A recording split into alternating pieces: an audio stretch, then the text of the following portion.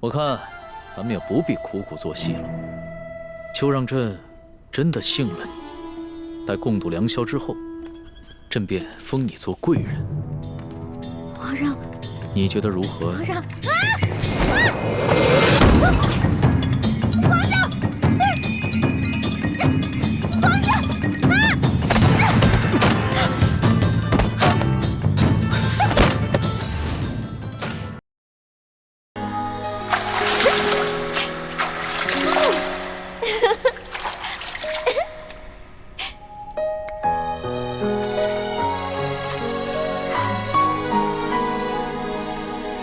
李公公，李公公，我要换的衣裙在哪儿啊？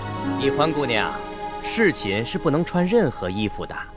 您要是沐浴完了，就请出来，我们为您裹上红绸，然后呢，就抬去皇上的寝宫。不能穿衣服啊？对，就连任何首饰都不能戴。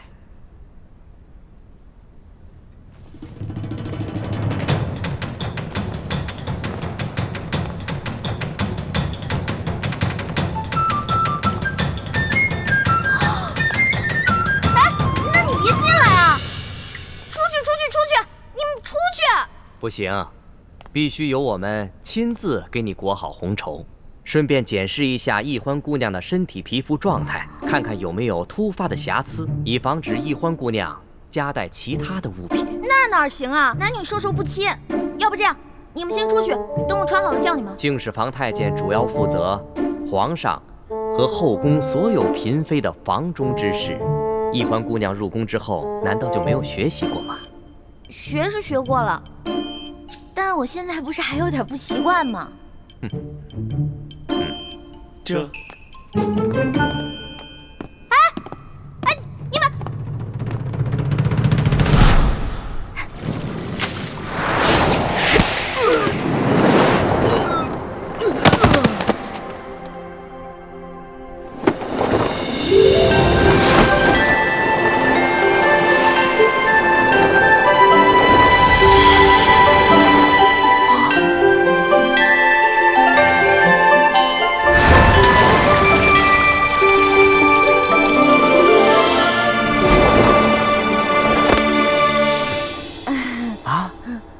易欢小主，你居然会轻功？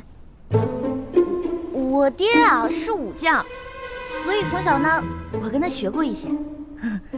公公啊，我也知道这宫里的规矩啊不能破，但是有的时候，咱是不是可以商量一下？我进宫之前呢，我爹给我留了许多提起钱，明天我好好重谢3位公公，怎么样？好吧，那只此一次啊，下不为例。知道了。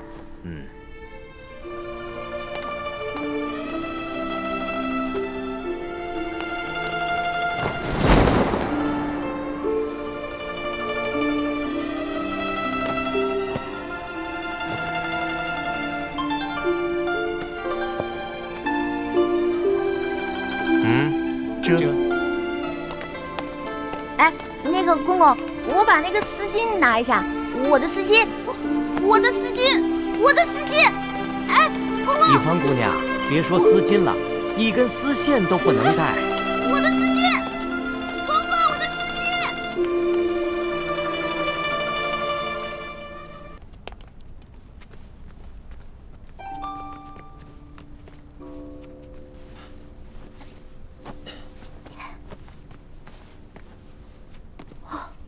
易欢姑娘，啊，一会儿皇上可就来临幸你了，可千万不要忘了之前学过的规矩哦，好好的侍奉皇上。好。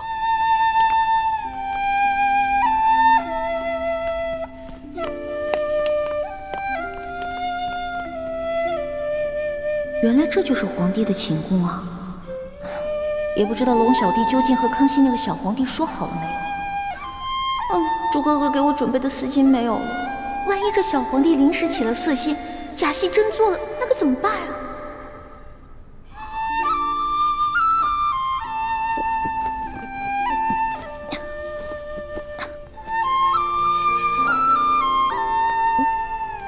完了！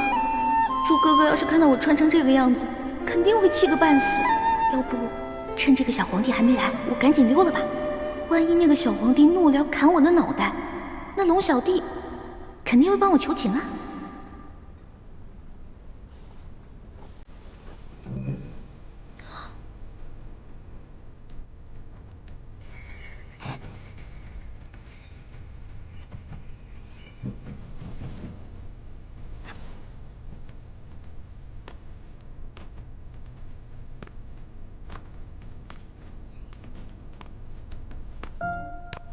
你要去哪儿啊？你谁啊？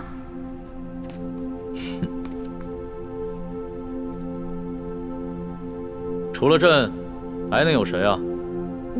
你是皇上？你是皇上，为什么要戴面具啊？啊，朕喜欢在临幸后宫嫔妃之时，玩一些有情趣的小游戏。臣女一欢叩见皇上，皇上万岁万岁万万岁！起来吧，这里又没有外人，不必那么拘束。谢皇上。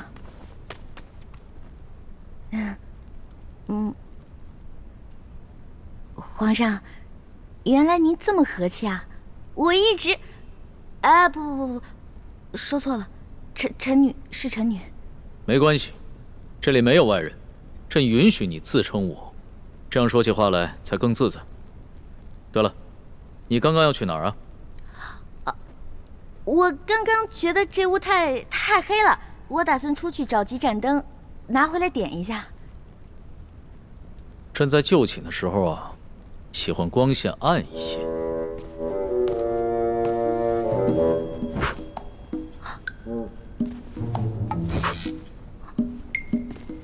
皇上，您别把最后一盏灯也吹灭了，我怕黑。别怕，有朕。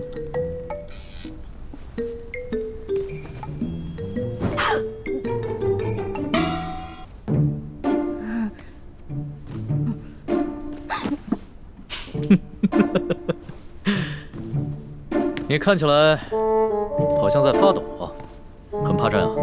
我没有，我只是觉得这屋子比较冷而已。哦，你穿的这么少啊，难怪会冷。要不然这样，你到朕的龙床上躺一会儿，盖着被子暖暖身子。让我上床，这小皇帝果然没安好心。我突然不冷了。那就让朕抱抱你，替你暖暖身子。你果然很怕朕啊！可是朕听龙三说过，你的胆子一向很大，你在他面前提起朕来，那可是从来都不怕的呀。皇上，我不是怕你，我就是怕你离我太近了。咱不是说好了的吗？朕和你说好了什么呀？不是我跟您说好的，是龙三跟你说好的。您忘了，咱们这次只是将计就计，您假装宠幸我，为了博取鳌拜的信任啊。今天晚上的事情是假的，不是真的。朕确实是和龙三定下了这条将计就计之策。只是这漫漫长夜，何苦虚度？咱们也不必演戏了，就让朕真的信了你。再说了，这全天下又有哪一个女子不想做朕的女人呢？皇上，这天下女子也不尽是贪图荣华富贵之辈啊。对大多数女人来说，她们与其与这个后宫佳丽3000争宠，不如找到一个白头偕老、心心相印的有情人。那唐代鱼玄机就说过呀：“易得无价宝，难得有情郎。”朕自13岁大婚以来，还从未有人跟朕说过这样的话。皇上，您生气了？你不会砍我头吧？你当朕是杀人狂魔吗？动不动就随便砍别人的头。你这句话非但没有激怒朕，反倒更加激起了朕的兴致。我看咱们也不必苦苦做戏了，就让朕真的信了你。待共度良宵之后，朕便封你做贵人。皇上，你觉得如何？皇上，皇上！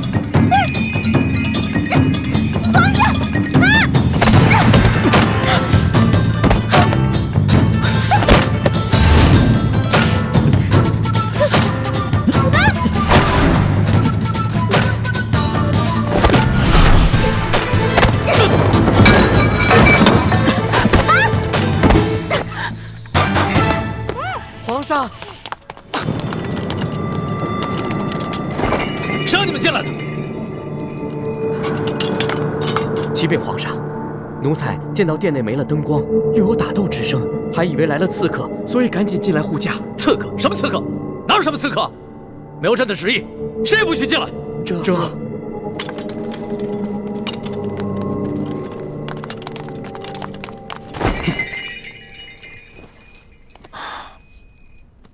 好了，别再动手了。再动手的话，真把你当刺客，你这颗脑袋就真的搬家了。你哭什么呀？皇上欺负人！朕怎么就欺负你了？是你先对朕出的手啊！这还是第一次有人敢在朕的龙床上对朕大打出手，只怕也是古往今来第一个敢在龙床上对皇帝大打出手的女人吧？皇上强词夺理，明明就说好了，还强迫人家，人家不想反抗还不让，反抗打不过人家就吓唬人家，哪有这样的？朕有你说的那么不堪吗？好了，别哭了。要是被外边的太监给听见了，不知道的还以为朕欺负你一个弱女子呢。那皇上你离我远点，我就不哭了。你让朕远点，朕就远点，那朕岂不是很没面子？龙小弟，你在哪儿啊？你还说皇上是个正人君子，结果皇上就欺负我一个弱女子。哎，好了，别哭了。哎，朕不跟你这个小女子一般见识。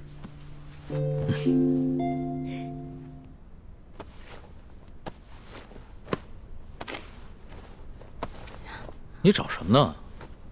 我想找个手巾擦擦脸。这龙床上哪有手巾啊？朕也不想传太监打扰我们。哎，你又想干嘛？放心吧，朕不会动你的。朕堂堂天子，一言九鼎，给你擦个眼泪。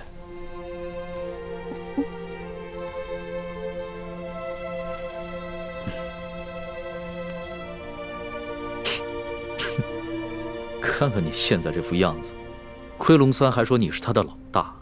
哎，他要是现在看到你哭得跟鼻涕虫似的，还不笑话死你？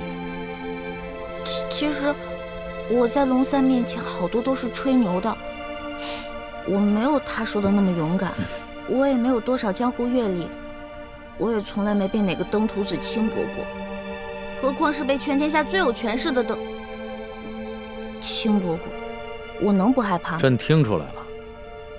你是拐着弯骂朕是个好色轻薄的登徒子是吧？臣女不敢，臣女没这么说。皇上，臣女能不能请求皇上一件事啊？说来听听。您能不能别把今天晚上的事儿告诉我龙小弟啊？如果你告诉他的话，以后我就没脸在他面前充老大了。哎呀，朕又不是长舌妇。不会告诉他的。哎，不过朕保全了你在结拜兄弟面前的形象，你要怎么答谢朕呢？皇上，您可是全天下最有权势的人，也是最有钱的财主，您就为这么点的小事儿勒索我一个身无分文、身无寸缕的小女子啊？又是朕的不是啊！你怎么说来说去都是朕的不是啊？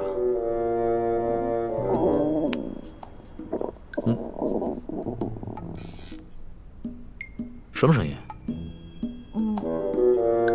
是我肚子叫。我今天晚上实在太紧张了，所以没有吃晚饭，现在特别饿。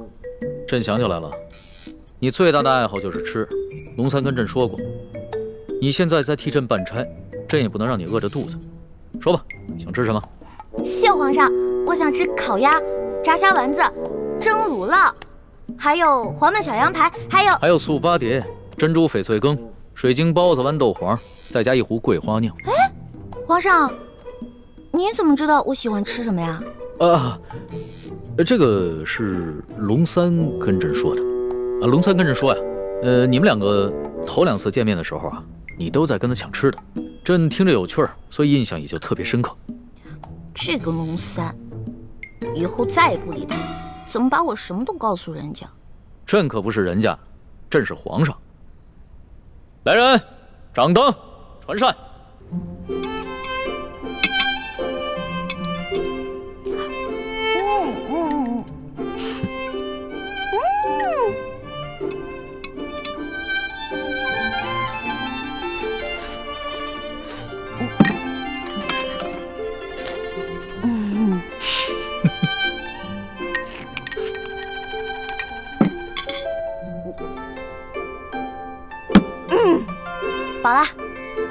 吃好了。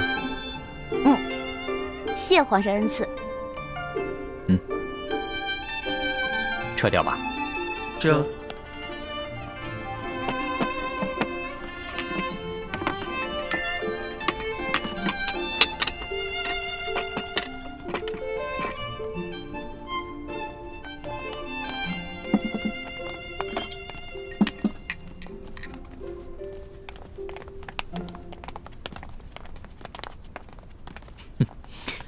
看你吃东西啊，还真是有趣儿。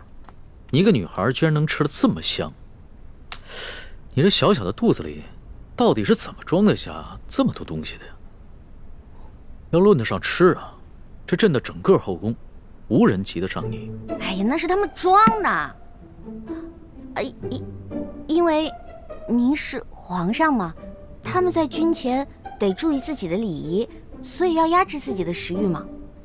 孔圣人也说过呀，人生3大乐趣，食、色、性也。所以呢，这个美食是人生最大的乐趣之一。说得对。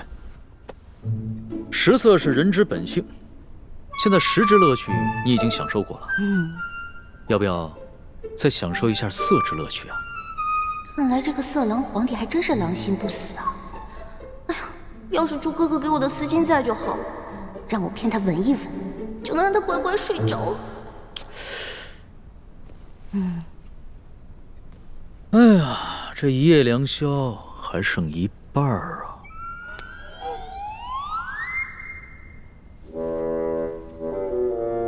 你要不要到朕的龙床上休息一下？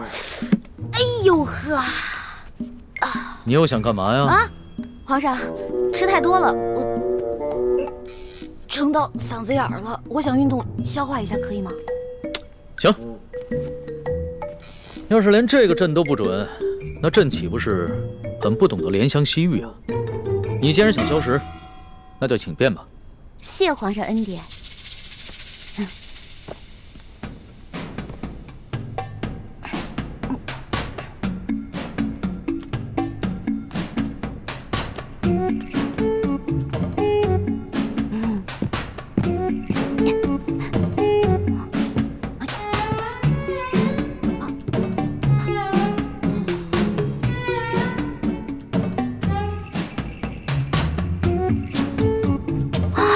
色狼皇帝还真是耐心啊！看来是打定主意要吃了我，我总不能就这么运动一晚上吧？这可怎么办？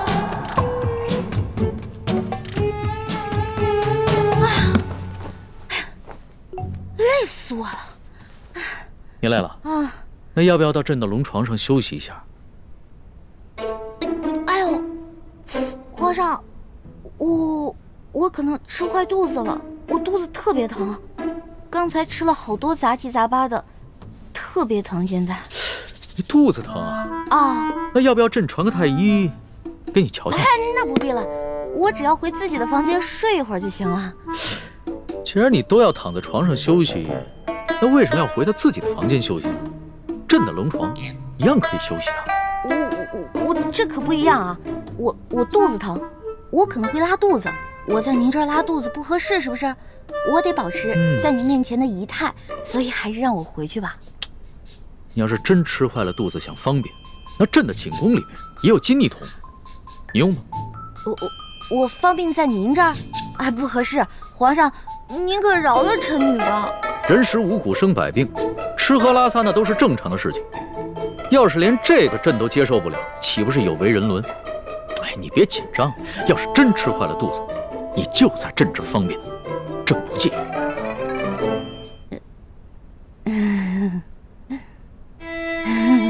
你看着我干嘛呀？黔驴技穷了，是吗？这个色狼皇帝想吃了我，门儿都没有。哎，有了，我可以骗他行酒令，我灌醉他。为什么又不说话了？是不是又在想什么花招啊？哎，皇上，咱们玩耍骰子赌酒吧。这样，咱们赌，如果你赢了，我就听您的上龙床；但如果你输了，您就让李公公送我回去。怎么样，敢不敢赌啊？这倒是挺有趣的，还从来没有人敢跟朕耍骰子赌酒的，好，朕就依你。来人，上一壶酒，再加2副骰盅。等一下，上1坛酒。皇上要喝酒，咱们就喝大的，杯算什么呀？咱们用碗喝怎么样？好，那朕就看一看你的酒量到底有多好。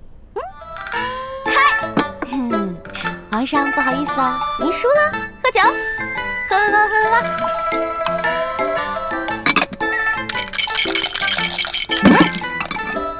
皇上输了，接着喝。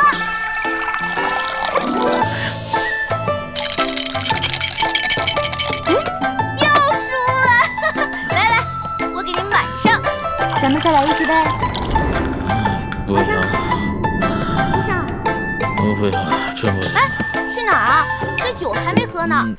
皇上，皇上，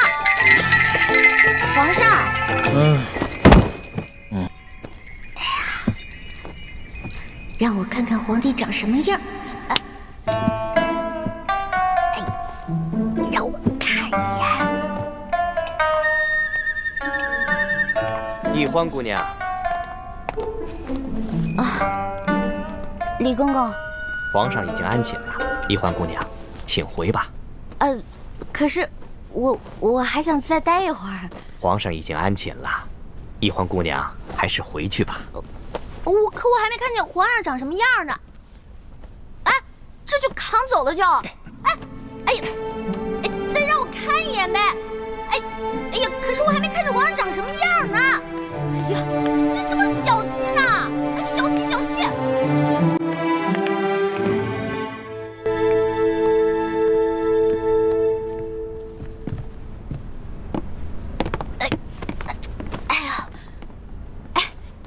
李公公，今天多亏了您了，拿着吧。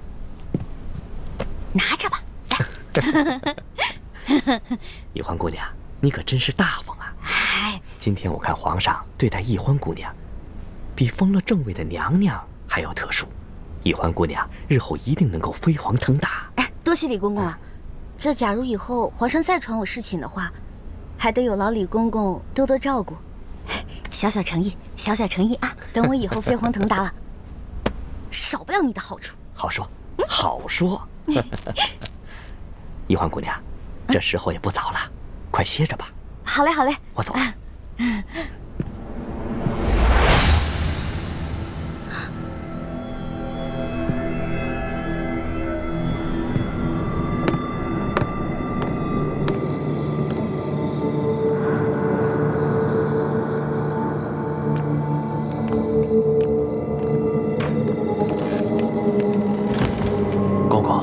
这儿有没有方便的地方？咱家带你去吧。哎呦，那有劳公公了。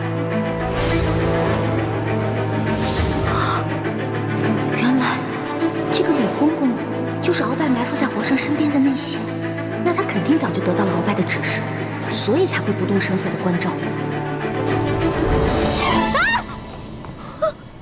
别怕，是。你怎么穿成这样？朱哥哥，你怎么来了？那康熙有没有碰你？我刚才去见了倾城才知道，原来这宫中给皇帝侍寝，居然要脱光，再由太监用红绸裹着送到龙床上。你没事吧？哎呀，我没，哎呦，我当然没事了。真的没事？听倾城说，侍寝的时候连一根丝线都带不进去，我给你的蒙汗巾肯定也带不进去吧？那你怎么应付的？我就不信，那康熙看到你这个样子，他会不动心吗？他刚开始是有点动心，对我有点动手动脚的。不过我后来跟他提龙三了，我说我们这是假戏，不能真做。后来他就没怎么样了。真的？真的。朱哥哥，你要是再怀疑我的话，那我可生气了。对不起，欢梅，是我错了，我相信你就是了。这次是我太大意了。如果那康熙再找你侍寝，我得赶紧想一个法子，确保万无一失。哎呀，朱哥哥，你先别着急嘛，我有重要的事情要告诉你。我才发现，原来这个李公公就是跟鳌拜勾结的内奸，怪不得李公公今天这么照顾我呢，肯定是鳌拜提前跟他打过招呼了。原来李公公就是鳌拜埋在康熙身边的棋子，此事万万不能让康熙知道。为什么呀？如果我们跟龙三说了，让他汇报给康熙，不光龙三能立功，还能得到好多奖赏。我们可以拿着这些钱去买好多东西，分给谷底的兄弟姐妹啊。欢妹，你又犯傻了。我们这次来紫禁城，可不是来敛财的，我们的目的是要挑起康熙跟鳌拜的内斗。你想啊，如果我们帮康熙除掉了鳌拜埋在他身边的一条蛇，这对于我们来说能有什么好处？对，你说的对，那我明白了。哎，叶哥哥跟樊姐姐怎么样了？刚刚得到他们的消息，他们已经跟踪到了吴应奇的车队，正在想办法下手。我们在宫里的计划还挺顺利的，希望叶哥哥跟樊姐姐能顺利的找到1号金钥匙，这样我们就可以早日平安的团聚了。我先走了，早点休息。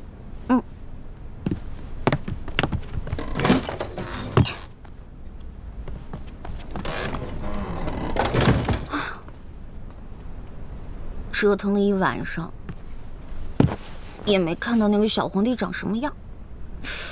他长什么样呢？你觉得如何？皇上啊！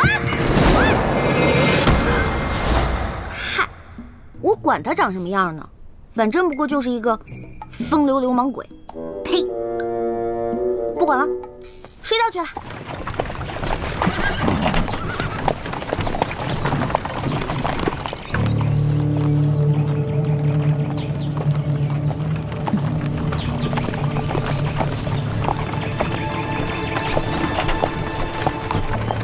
这次押送有利地的遗物进京，吴应奇并没有派兵大张旗鼓押运，而是让手下的兵士全部都假扮成镖师，押镖进京。你看见了吧？那人叫石青红，是吴三桂手下最骁勇善战的副将之一。我记住了。不过我们跟踪车队这几天，吴应奇一直躲在车上不肯露面，这里面会不会有什么蹊跷啊？应该不会吧？我们在平西王府的内线是亲眼看着他护队出发的。只不过传闻，这个吴二公子一向深居简出，性情内向。这快下雨了，一会儿他们想必也要躲雨。前面有一处凉亭，不如我们先去守株待兔，看看这个吴应奇究竟是个什么样的角色。走。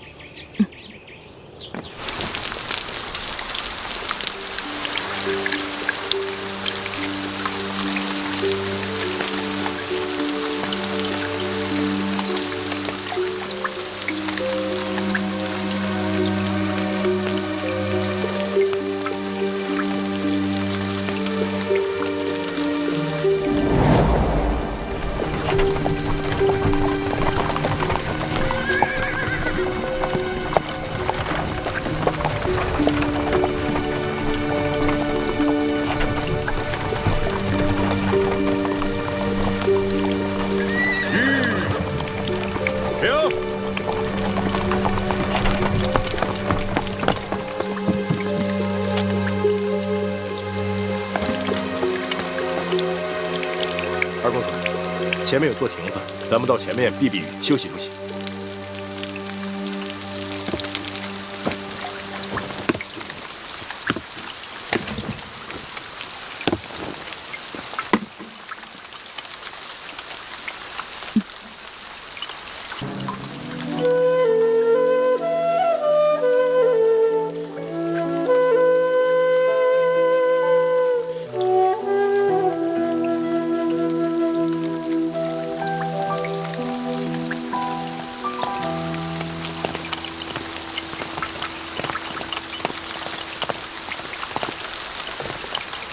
二位，赶快离开这里！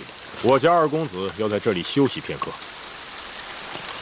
哼，这位镖头，这亭子又不是你们的私有之物，更何况是我们兄妹先到，你们后来，凭什么赶我们出去？哎，石镖头，不得无礼。既然大家都在一个亭子里避雨，那么大家都是有缘人。这个亭子这么大，我们各站一边就好了。这位兄台，麻烦你也把剑收一下吧。石镖头言语莽撞，我替他向二位赔个不是。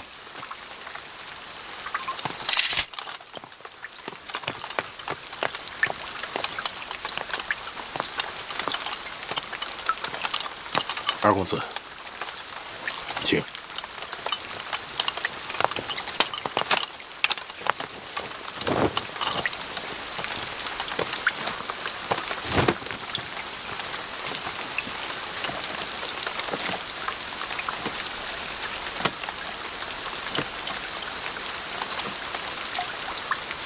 原来这吴二公子是个儒雅书生，那就容易对付了。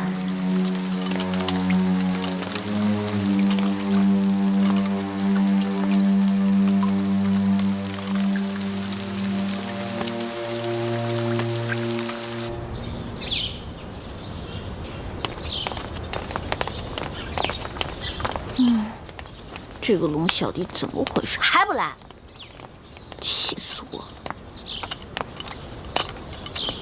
老大，哎，放手，放手，放手！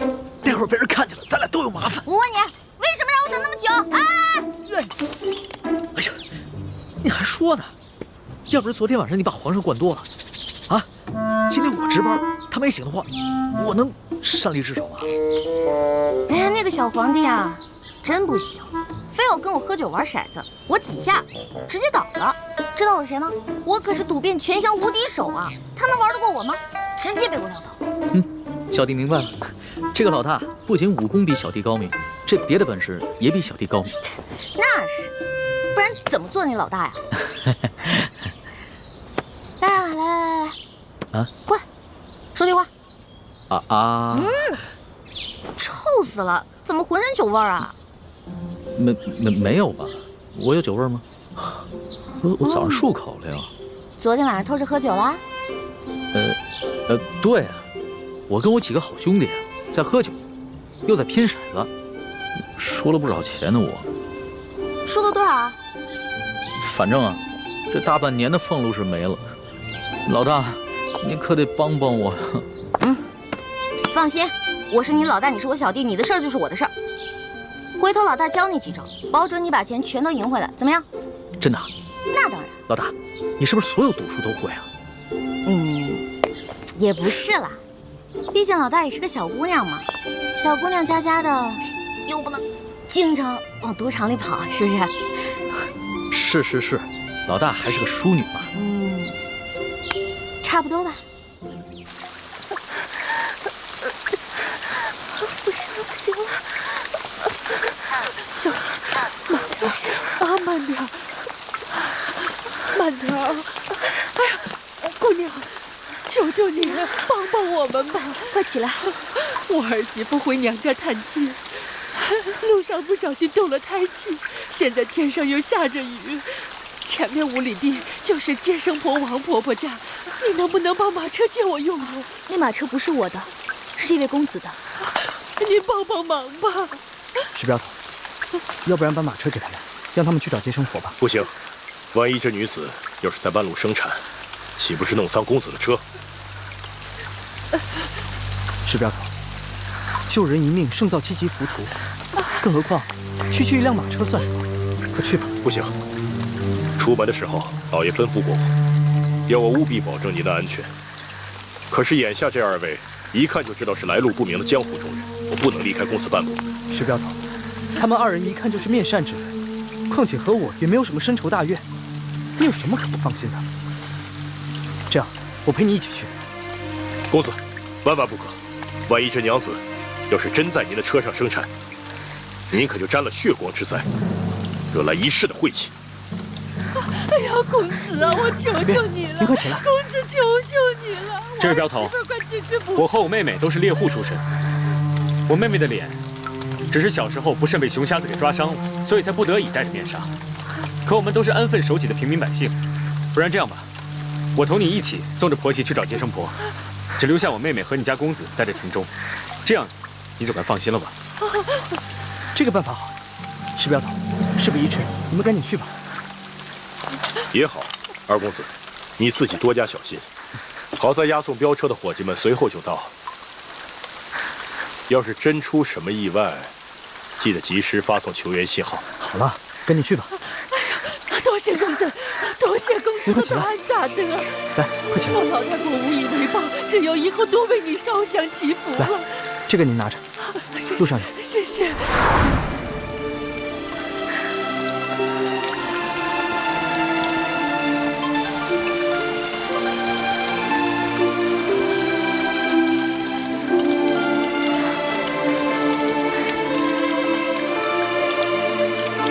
你跟我走。剩下的兄弟们留心点。慢点啊！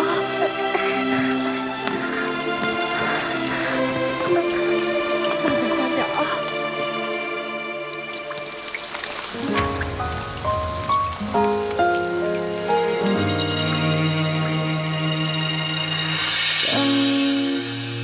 何时天会晴？雨后的世界比较安静。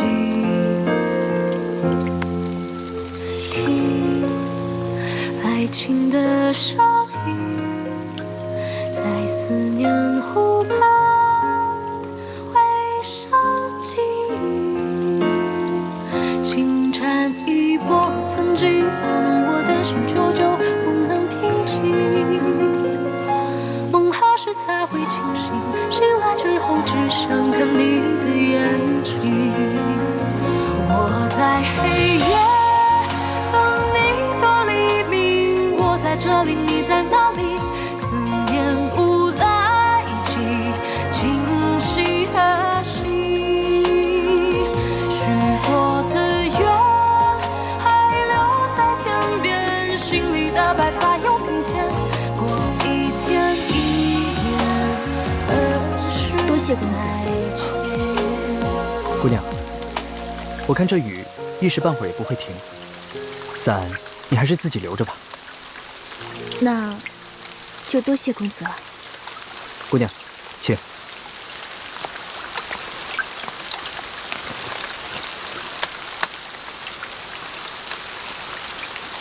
不知你们兄妹二人是要赶往何处？我们兄妹二人准备前往京城投亲，只是这一路上路途遥远，盗匪众多，不知能否平安到达。不瞒姑娘，我这一车货物啊，也是赶往京城。若你们兄妹二人不嫌弃的话，我们可以一路同行。那就多谢公子了。在下吴应奇，家住昆明，敢问姑娘芳名？我姓叶，双名倩影。叶倩影，这名字真好听。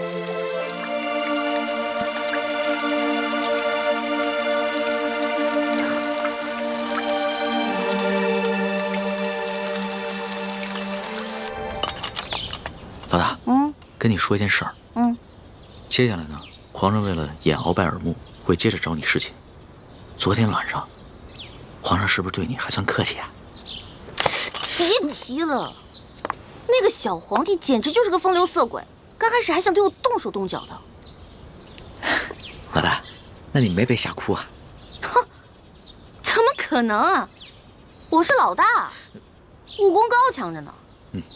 后来我就跟他喝酒玩骰子，清，小皇帝倒了。老大智勇双全，小弟佩服佩服。还好吧？哎，知道这是什么吗？骰子。老大教你几招，准保把你昨天输的钱连本带利赢回来。但咱可说好了啊，你赢回来的钱得和我一半对分，知道吗？没问题，55分。这还差不多。真疼啊！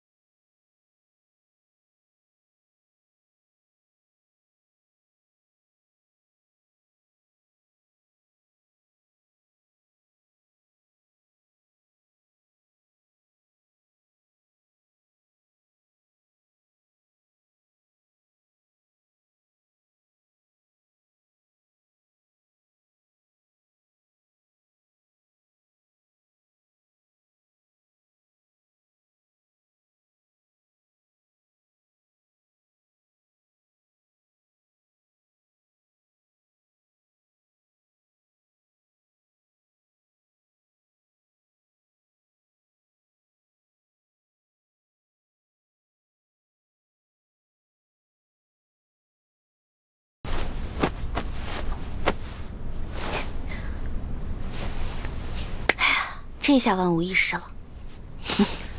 什么万无一失啊？皇上。没什么。皇上，您要是想安寝的话，我就下去，您躺在这龙床上，然后1个时辰以后，让李公公把我抬回储秀宫就行了。这还不到2更天呢，朕还不想睡觉。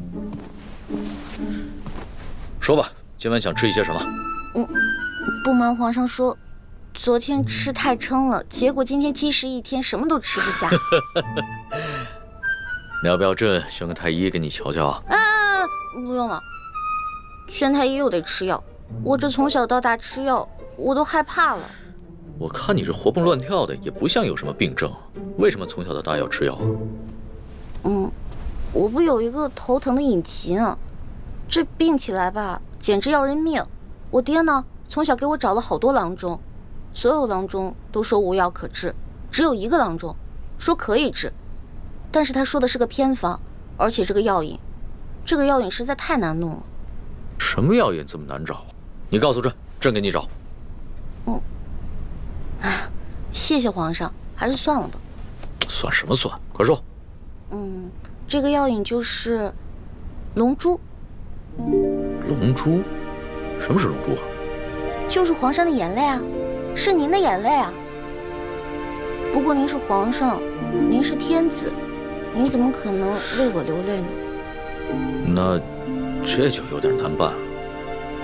说实话，朕从小长大，除了8岁的时候，父母双亲薨逝以外，还从来没有掉过眼泪呢。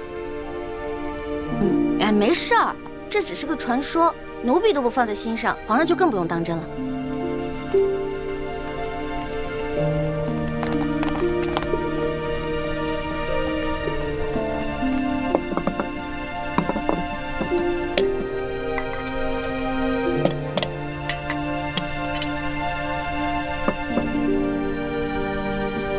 您这是干嘛呀？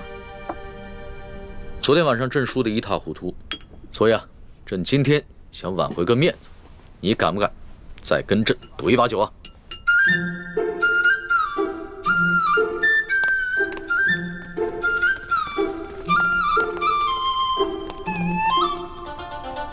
可以啊，不过到时候皇上输了可别赖账啊。你放心吧，朕虽然有色心啊，但是更有毒品。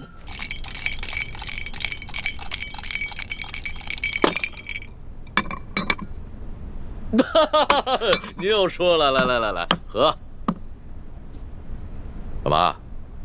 朕都愿赌服输了，你还想赖账啊？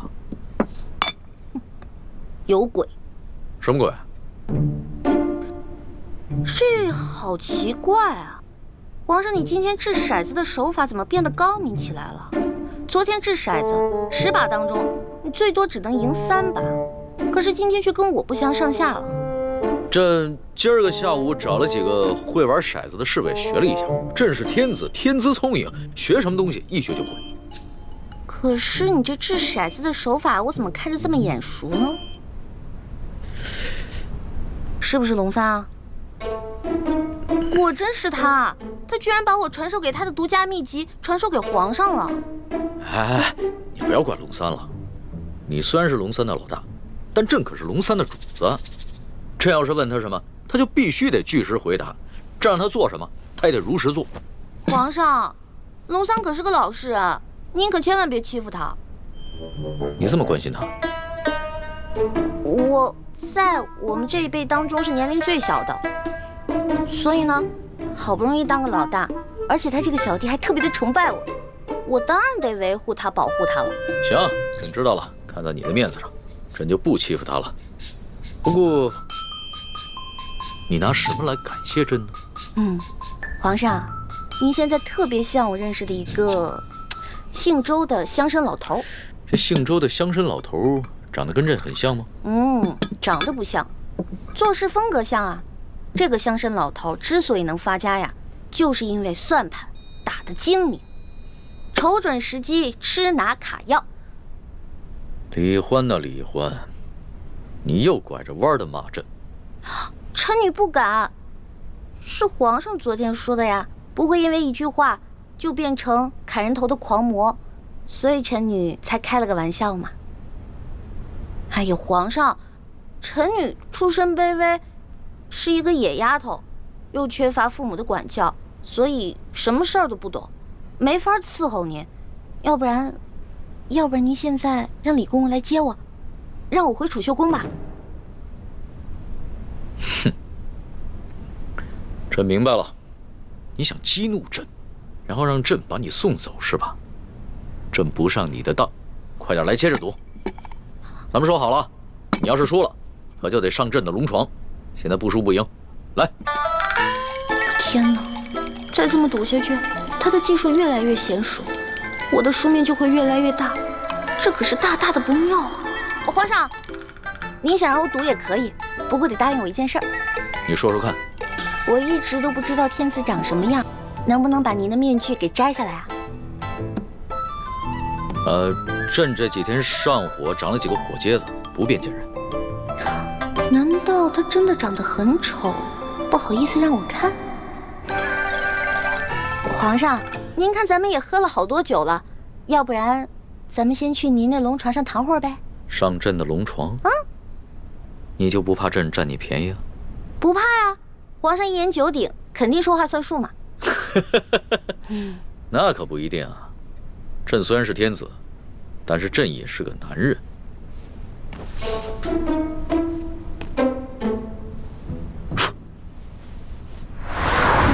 哎，你不是很怕黑吗？嗯？啊，有皇上在，奴婢就不怕黑。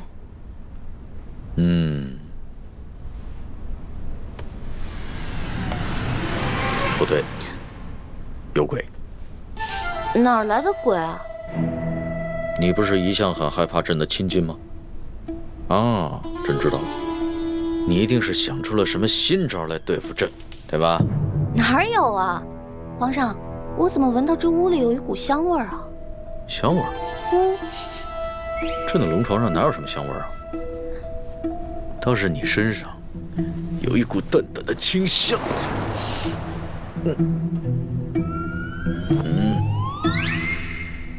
皇上，皇上，咸猪手，不对，咸龙爪。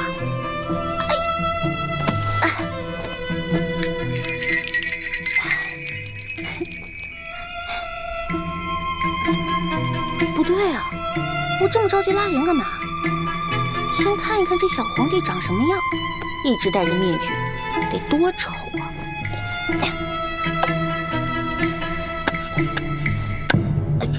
哎呦，我的天哪！皇上已经安歇了，小主该回去了。等一下，哦。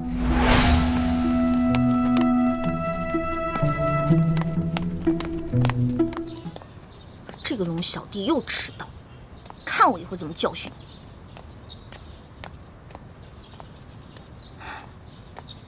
你。老大，你又迟到啊！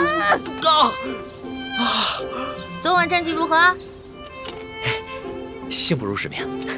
我呀，把前晚输的连本带利都讨回来了。你的一半。哎呦！不错呀，哎呀，还好你给我钱，最近正急着用钱呢。老大，这皇宫里边有什么能用得上钱的地方吗？哎呀，这你就不懂了吧？我告诉你啊，这皇宫里啊，处处得用得上钱。昨天我要不是用钱收买了李公公，那老大我就惨了。昨天怎么了？皇上不是早早的就睡了吗？哼。那个小皇帝啊，色狼得很，怎么可能啊？得亏啊，我哥哥给了我一条进过蒙汗药的丝巾，我偷偷带在身上，进入了寝殿，把那个小皇帝给迷晕了。要不然，哪有那么容易啊？你居然把皇上给迷晕了！这件事情要是让皇上知道了，你哥哥还有李公公那2个净室房的太监都是死罪。嘘，这件事除了我还有我哥哥，就你知道。别人都不知道，不许跟别人说。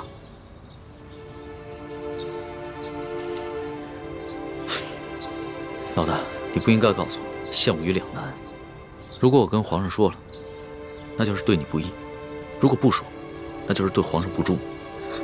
我又不是去害皇上，我是为了自保。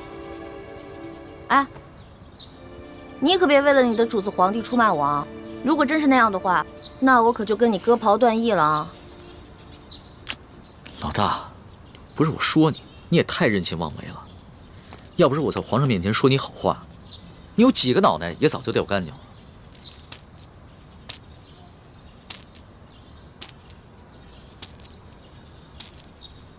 好了好了好了，那我不也是一样吗？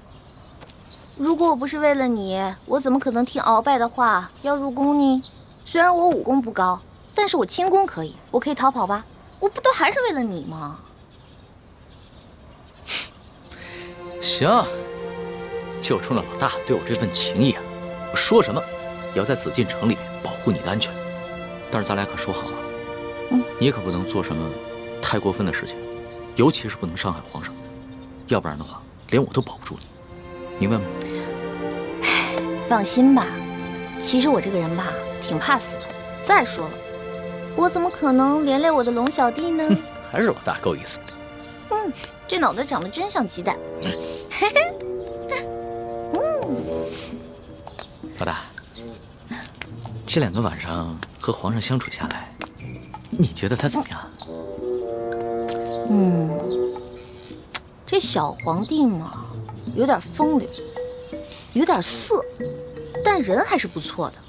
对我吧，也挺宽容的。最主要的是，他酒品跟毒品不错。我跟你说啊，看一个人，如果他的酒品跟毒品都好的话，基本上这个人也不会差到哪儿去。还从来没有人这么评价过皇上。要是皇上听到了，肯定会觉得很有趣儿。啊，我跟你说的可都是私房话，你可千万不能告诉别人。我知道，我们俩之间的小秘密。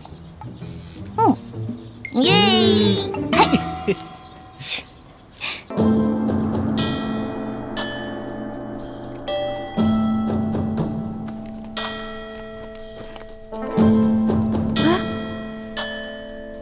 我的衣服和丝巾呢？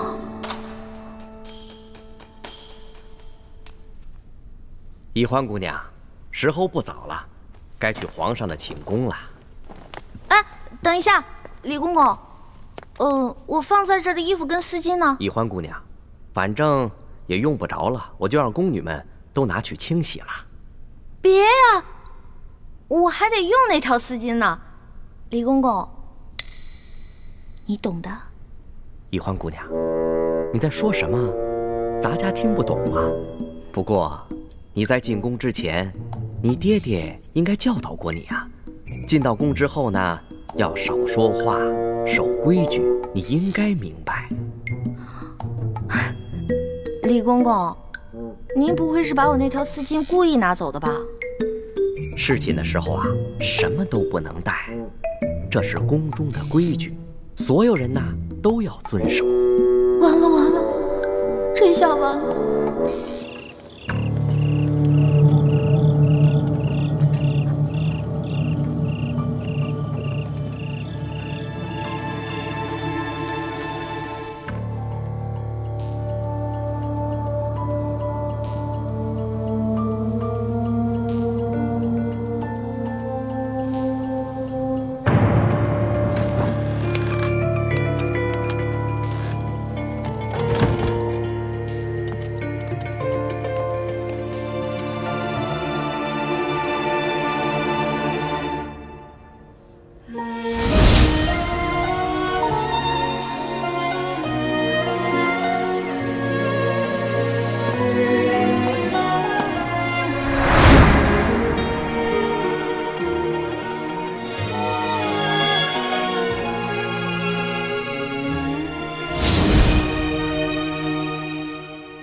都给我精神着点儿，提高警惕，听见没有？听见了。仔细着点儿。哎。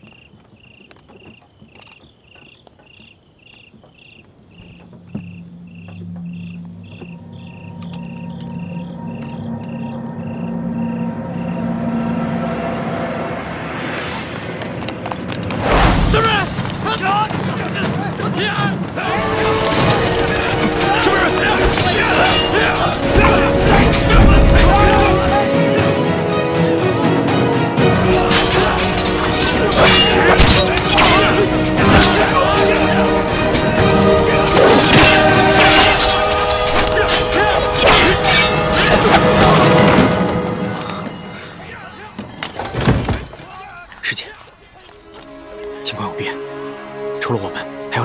也在暗中行动。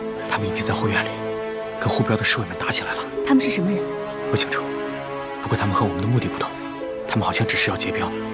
吴英奇的车队里除了永历帝的遗物，还有很多送给京城权贵的礼物和云南特产，都是很值钱的东西。他们就应该是普通的江湖劫匪。如果他们只是劫财，那咱们可以不管。可就怕他们不分青红皂白的把永历帝的遗物也劫走了。是啊，眼下的情况，只能我们先出手帮他们推敌。好，你先去那边，我在这边想办法弄醒吴应奇，让他说出永历帝的遗物在哪个车上。好。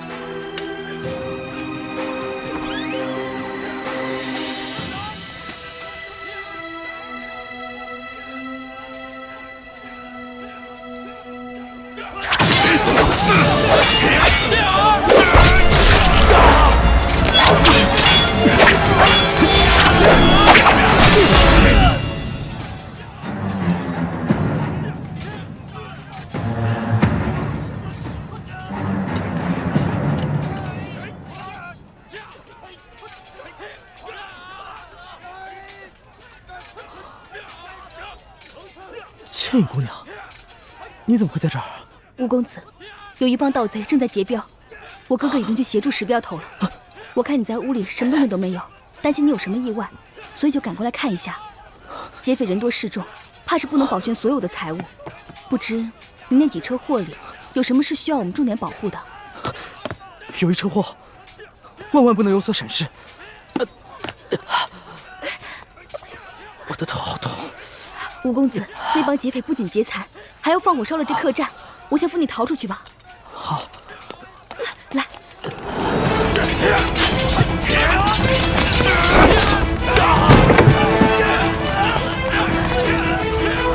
住手！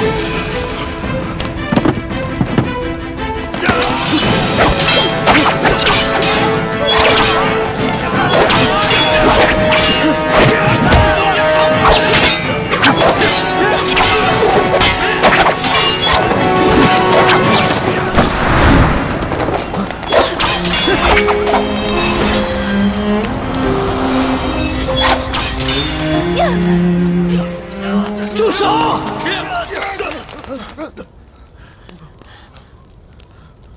诸位好汉，你们不过是为了求财，又何必赶尽杀绝呢？我这几车货物装的全都是值钱的金银珠宝，你们尽可以带走。不过我这最后一车货物装的东西虽然不值钱，这对我来说有着特殊的意义。你们把这些金银珠宝带走，把这箱给我留下，如何？丞相，二公子，让他们走。钱财不过乃是身外之物，又何必多造杀孽呢？嗯。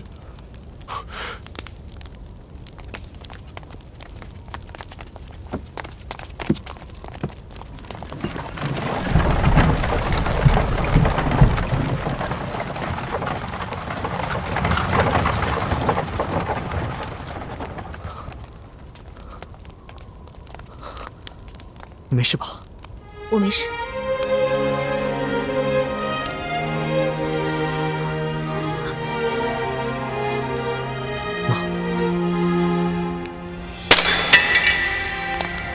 哎，姑娘，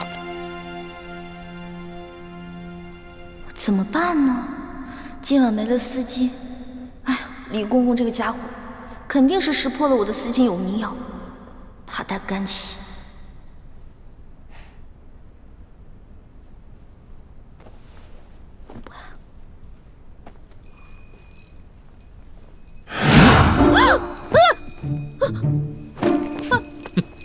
皇上，你别过来！丫头，要是没前2个晚上你对朕的算计，那朕也就饶了你。可是你背信弃义在先，你可别怪朕对你不客气了啊！等一下，你怎么知道我昨天晚上算计你了？是不是龙三跟你说的？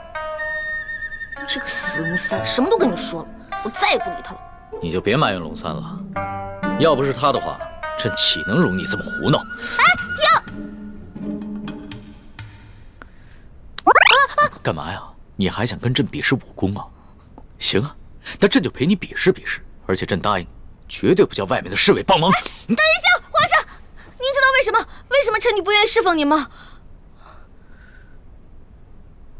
你跟朕说，易得无价宝，难得有情郎，难道你有心上人了？没错，我已经有心上人了，而且这个人皇上也认识，他是龙三。龙三？他不是你小弟吗？话虽然这么说，但是男女有别嘛，我怎么可能心里真的把他当我兄弟呢？而且我从一开始就喜欢上他了。皇上，如果您要硬抢的话，那我只好为了龙三守节一死了。你肯为他去死啊？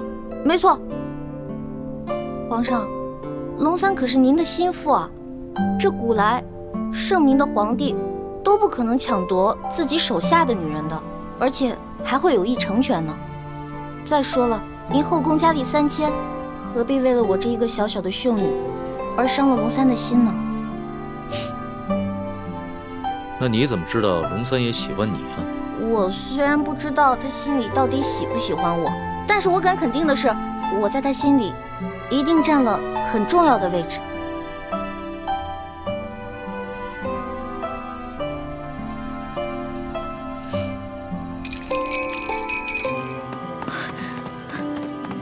叶姑娘，叶姑娘，你等等！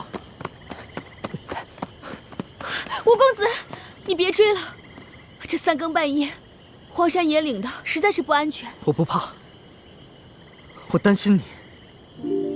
姑娘，你本是行侠仗义的江湖儿女，武功高强，勇敢善良，可是内心却不该如此的脆弱。况且一个人的容颜再美，也会逐渐老去。我们应求心之快慰，而不是因为皮相上的一点小瑕疵，就郁郁寡欢。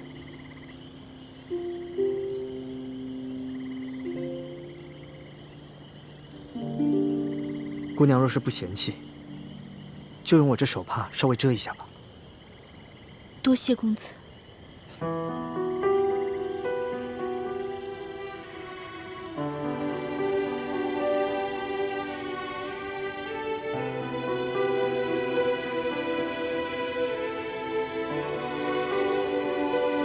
姑娘，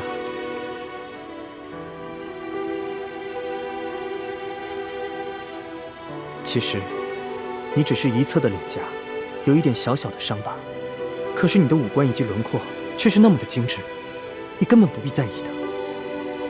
多谢公子温言开解，只是你不明白，我最在意的并不是这脸上的伤痕，而是……我明白了，其实你真正的伤痕源自你的心里。姑娘，你如果相信我的话，不妨对我直言相告，我愿与你一同分担。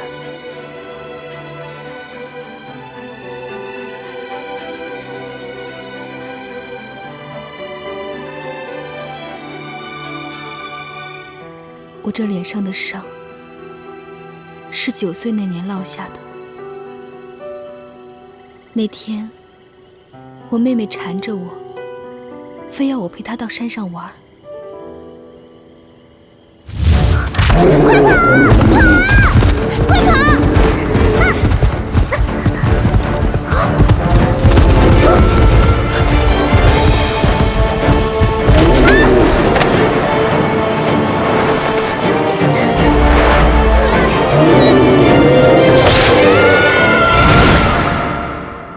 我能明白你的感受，在那么危急的情况下，你的爹爹没有先救你，而是救你的妹妹。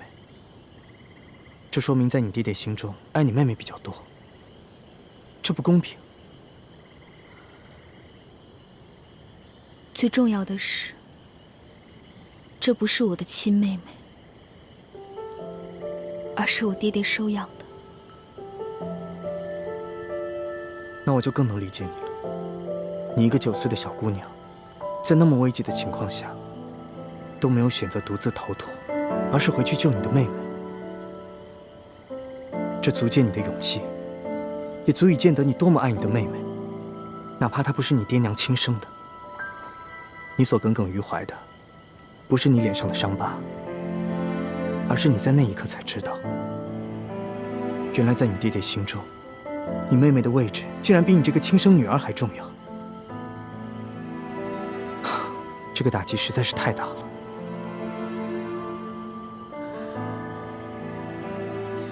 谢谢吴公子，这么理解我，让我说出了藏在心中这么多年的心事。其实，我平时就不敢想，一想我就会恨自己。你居然会嫉妒你妹妹，你不是应该为妹妹的平安而感到高兴吗？你为什么要如此的心胸狭隘？这不是心胸狭隘，而是人之常情。我相信，除了圣人，每一个人处在你的位置，都会感到难过，感到悲伤。我也一样。谢谢公子理解。听你这么一说，我心里好受多了。其实，我爹爹是一代名医，他有个秘方，能配出冰肌血肤膏，治好我脸上的疤痕。只可惜，那些药材太过于珍贵难得，所以才一直没有配出来。都需要哪些药材？你能不能告诉我？说不定我可以帮到你。公子能找到那些珍稀的药材？实不相瞒，我乃是平西王府的二公子。哎，我们平西王府的药库啊，比之皇宫里的药库也相差无几。原来，公子是平西王府的小王爷啊！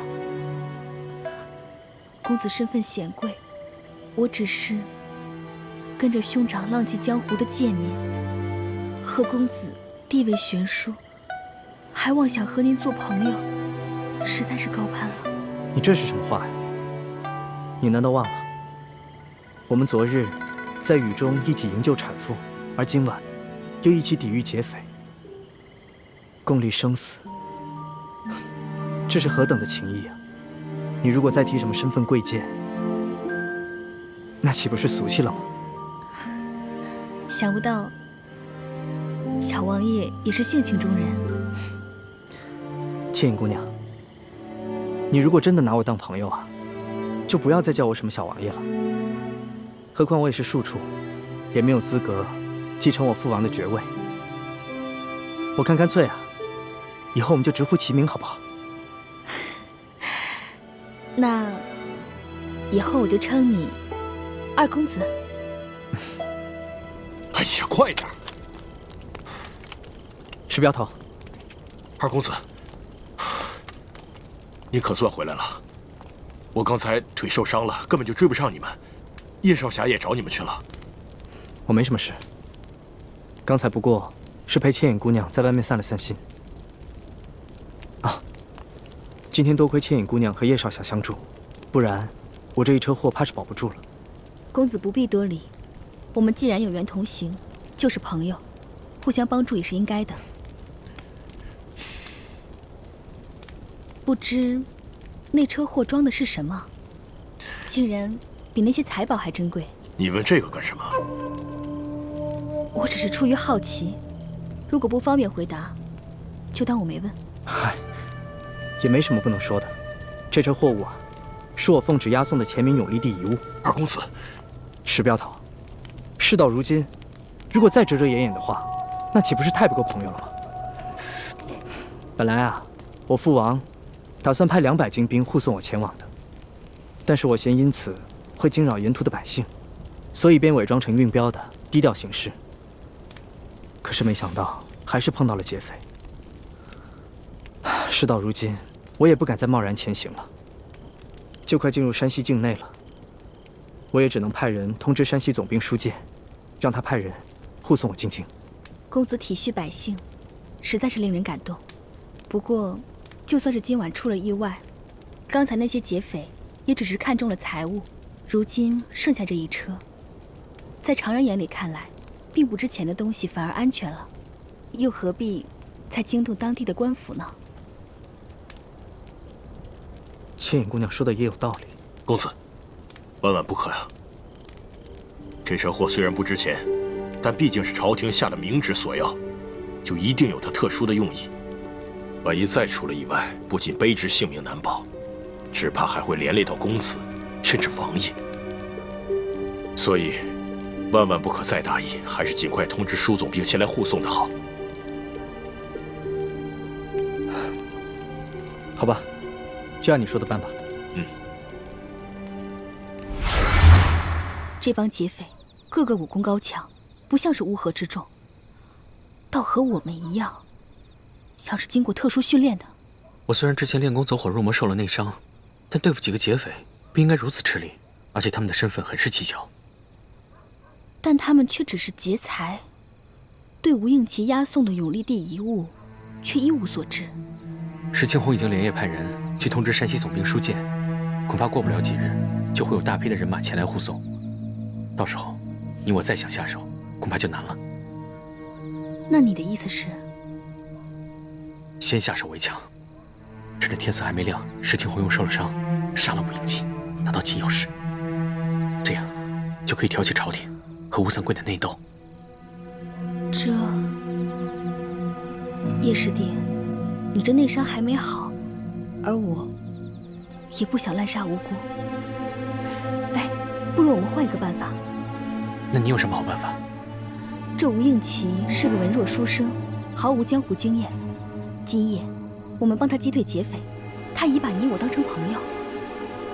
我想进去接近他，从他口中套出金钥匙的消息，悄无声息地把金钥匙拿走。这样也好。只要我们拿到了1号金钥匙，朝廷一定会以为吴三桂故意隐匿不交。如果朝廷能把吴应奇留在京城，甚至再杀了他，那比我们暗杀他的效果要好上很多。不过，吴应奇虽然看起来是个文弱书生，恐怕很难对付。你有把握套出他的话吗？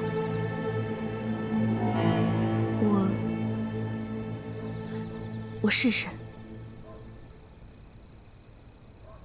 刚才我看你逃走，吴应奇居然不顾一切、奋不顾身地追了出去，看来他很在意你啊。